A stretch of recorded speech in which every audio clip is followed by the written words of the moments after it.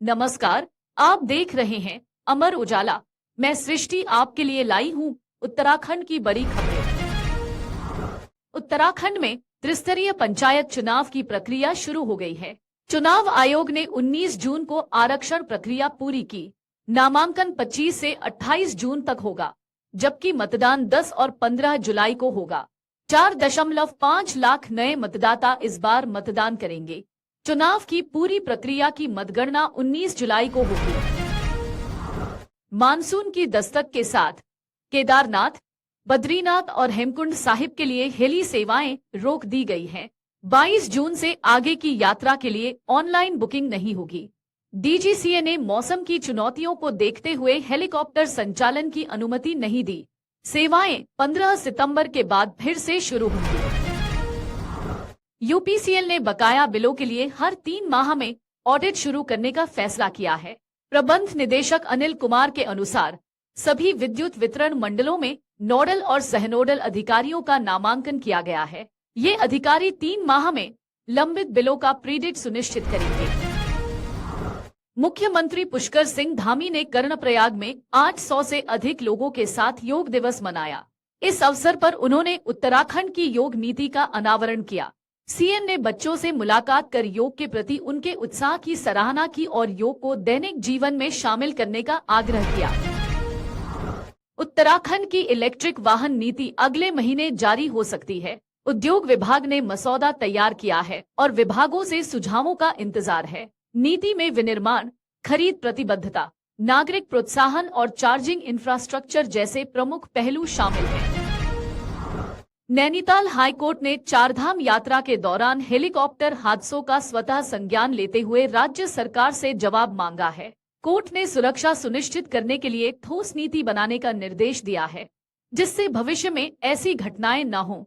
सरकार ने अस्थायी रूप से हेलीकॉप्टर सेवाएं रोकने का निर्णय लिया है। राज्य में लाल श्रेणी के उद्योगों के लिए अनुमति प्रक्रिया को सरल किया गया है।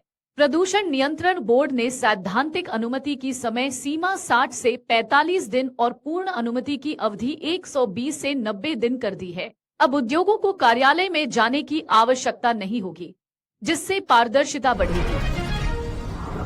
चमोली जिले के चेपड़ो गांव के दर्शन सिंह ने योग के माध्यम से नशे की लत से मुक्ति पाई।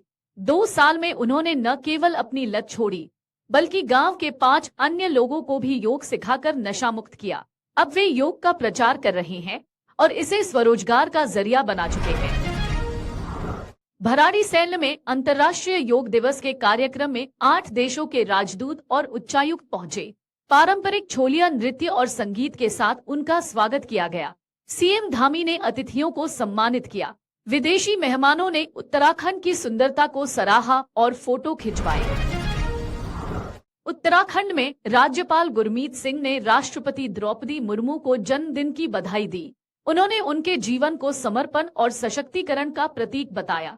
मुख्यमंत्री धामी ने भी राष्ट्रपति के संघर्षशील जीवन की सराहना की और दिव्यांगजनों के कल्याण के लिए केंद्र की योजनाओं का उल्लेख किया।